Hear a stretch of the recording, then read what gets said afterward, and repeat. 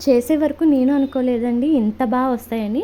Sweet corn vada చూసేద్దాం ఈరోజు. చాలా ఈజీ అండ్ హెల్తీ కూడా. ఎప్పుడు స్వీట్ కార్న్ ఉడకబెట్టుకుని ఉప్పు కారం జల్లుకుని ఏం తింటాం, అప్పుడప్పుడు ఇలా ట్రై చేసేయండి.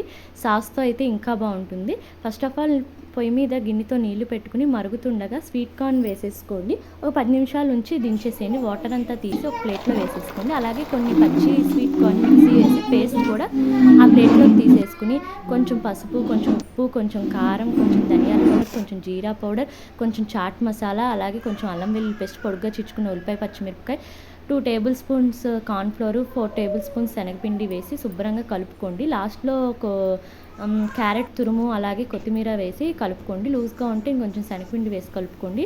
కుదిరితే 2 స్పూన్లు బియ్యపు పిండి వేయండి. కరెక్ట్‌గా వస్తే ఆయిల్ మరుగుతుండగా ఒక్కొక్కటిగా వేసుకోండి.